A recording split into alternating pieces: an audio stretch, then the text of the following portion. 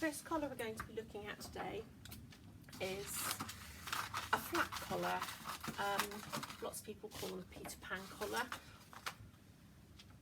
although usually they're referring to a specific shape. So what most people are referring to when they say a Peter Pan collar is something that sits quite close to the neck and has a little round on it.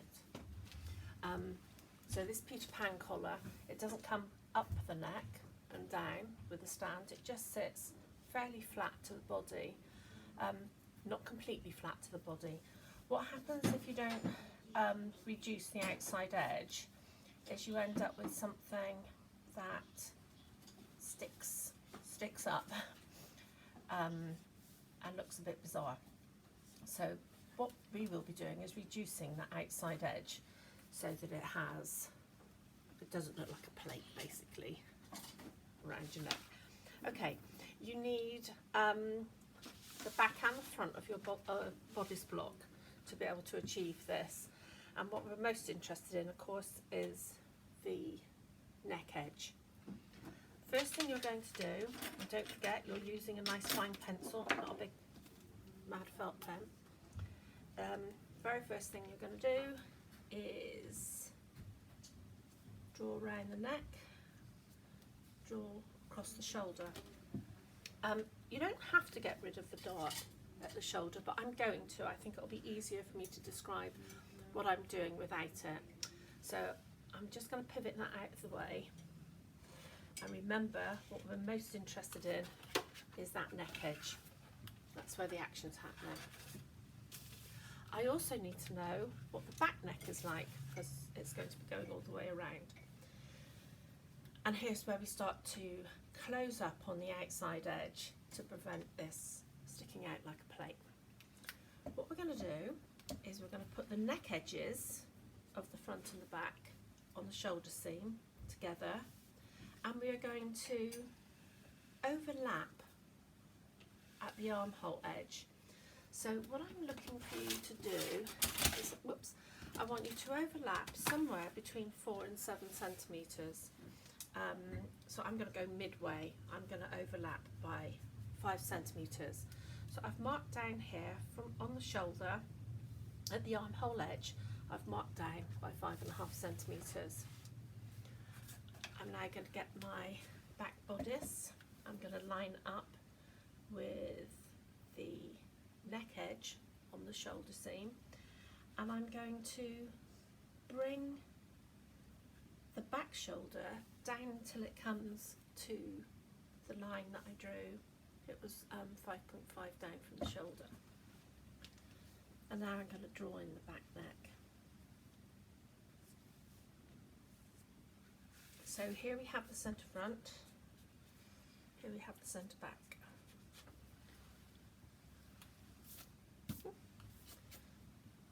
Right then, you'll notice that here it's not running completely smooth. There's a little bit of a lump in it. And what you're going to do is you're just going to smooth that off to make it a nice clean run through from the front to the back. Now, Peter Pan collars, they can happen with buttons or without buttons, but they don't overlap. There's no overlap happening. So you'll be working this collar from the centre front. So what we need to do first off is we're going to come down that centre front by 0.5, otherwise it gets a bit tight up around the neck. We're going to make sure we're at a right angle, at least for a tiny bit, and then we're going to curve that into the neckline, so you might find a nice space on your pattern master to do that, or you might do it freehand. There you go. So that's me. I've come down by 0.5 centimetres. This measurement here was 5 centimetres. So just to refresh, I drew around the front, I took out the shoulder dart, I measured 5 centimetres down at the sleeve edge. That could be 4 centimetres, it could be 7 centimetres. You really need to play with it, see what you like. I lined up the neck edges of the back bodice and the front bodice at the shoulder, and then I moved the back shoulder sleeve edge down to the point that I'd drawn at 5.5, and then I drew around it. So we're kind of all ready for action now. I love a Peter Pan collar because you can do lots of different things with it. It can be lots of different shapes. What we're going to do is something that's quite classic, that comes around roughly, I'm going to do this one at 7 centimetres. They can be narrower than that, they can be wider than that. I'll draw a shape that I like, and I'm going to come from the centre front and give it a curve, and that's like a classic Peter Pan shape. This collar, or this technique, can be used to make lots of different collar shapes. So you could have it long and pointy, you could have it long and scooped. It's up to you. What you can do with it is almost endless. Okay, now down to the nitty gritty. At the centre back, on the outside edge, I want it to be at a right angle, at least for a little while.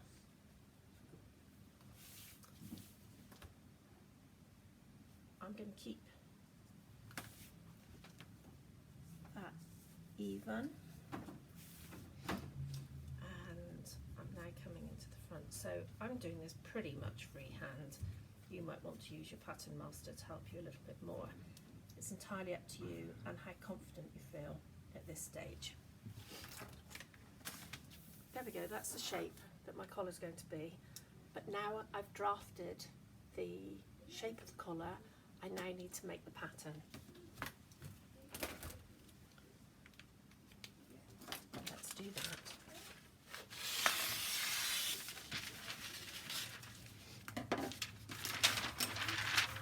We are going to trace off the shape of that collar.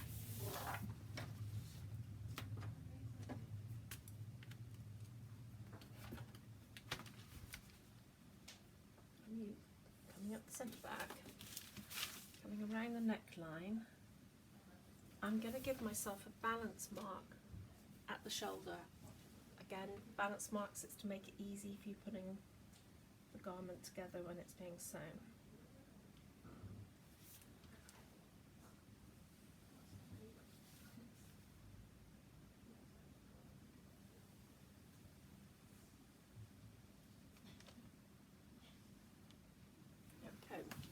All the way around. I want this to be a whole pattern piece. We've discussed about half pattern pieces.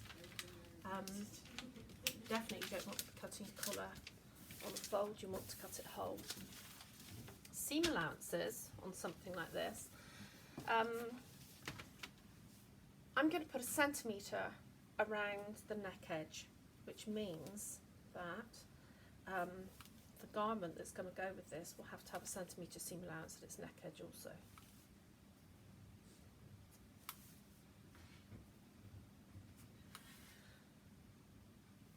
And then I'm going to change it up a bit.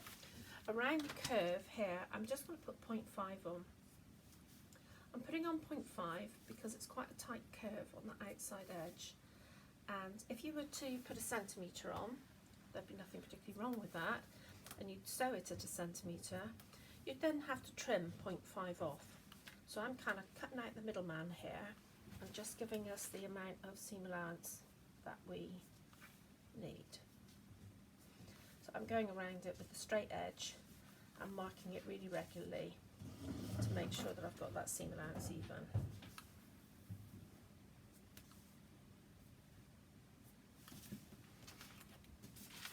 I'm going to say the grain on this is going to run with the centre back.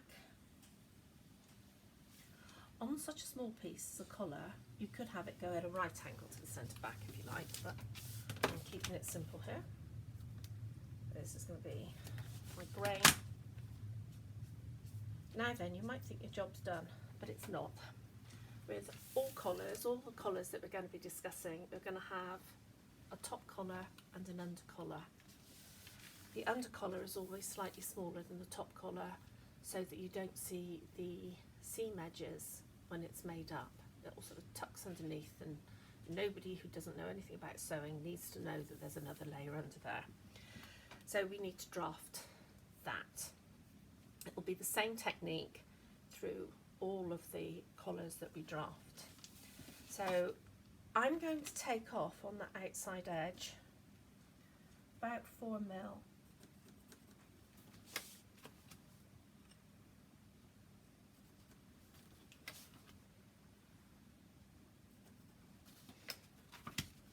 And I'm going to keep doing that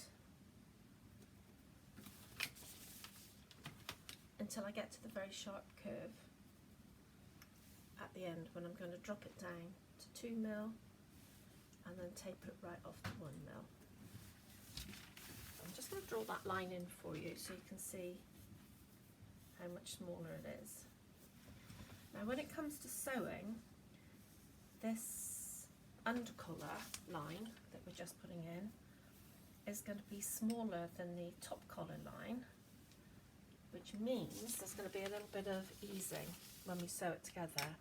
So to help with that, I'm going to give myself 2 balance marks on the outside edge. Now I need to trace off the undercollar.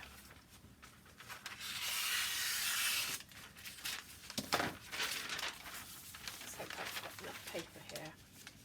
So for the undercollar, at the neck edge it's going to behave exactly the same as the top collar.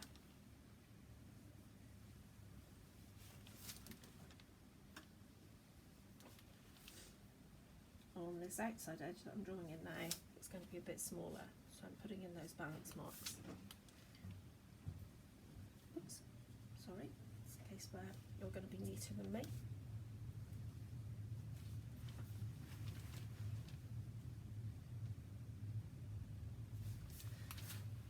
Seam allowance is going to be exactly the same on here, on the neck edge, so I can just trace that through. But even though we're just putting the same seam allowance on, we need to do that. Would help if I had put the centre back on, wouldn't it? Draw the centre back.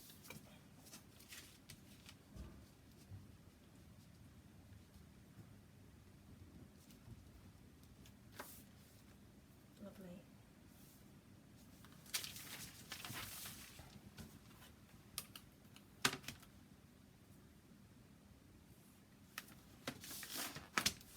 You'll always be able to tell which one's which because this one's smaller, but you also need to annotate it.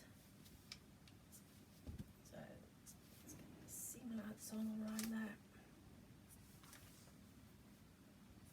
On Monday you will be, or in your next sewing session, you will be sewing these collars together with Silvana. So hopefully, by the time you cut the pattern and you've sewn it together, all of this will make perfect sense to you.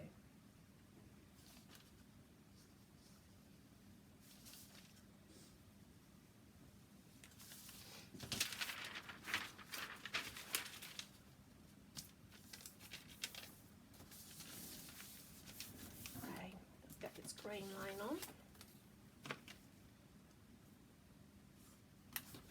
I would recommend that whatever grain you use for the top collar, you also use for the undercollar. So let's annotate these. Annotation is going to be, we're going to have an added something to the ones that we annotated in our last session. So this is the undercollar.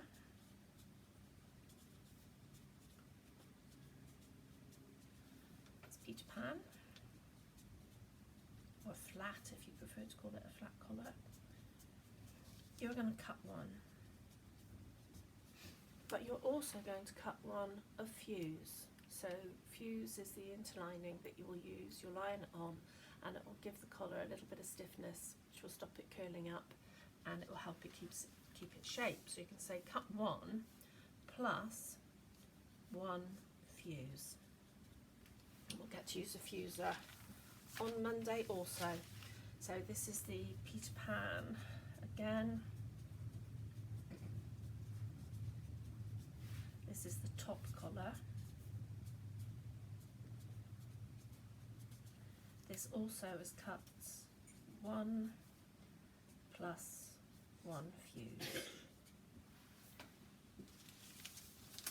I'm going to cut round this one, or cut round one of them at least, to show you. She said, oh, there's the scissors. Oh. You'll probably want to pin these two layers together to make sure that they come out completely symmetrical.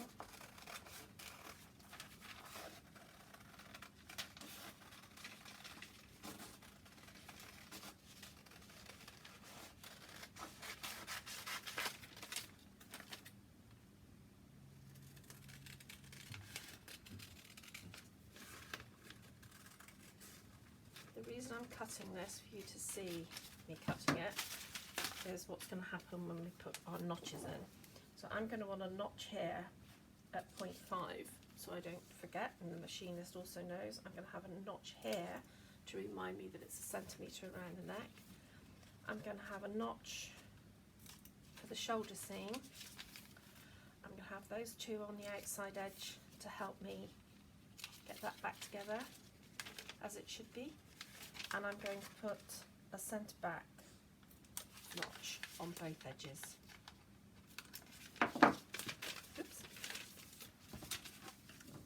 And we're doing the same with this one. So this one's the bigger one. This is the top collar.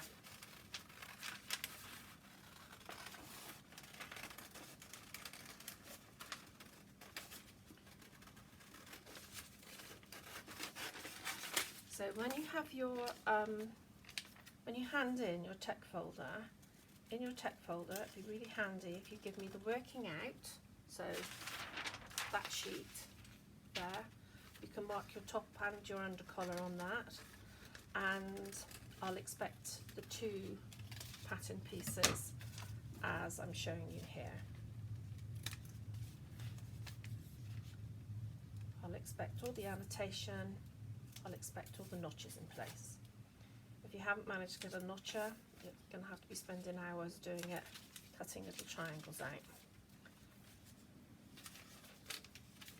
You can get a notcher that'll last you the time that you're studying for about a £5 from Amazon, so it's no excuse. There you go. Top collar, under collar. There will be film to follow that shows you how to sew them together, and you'll be doing that in your next sewing session with Silvana. Okay, back in a moment.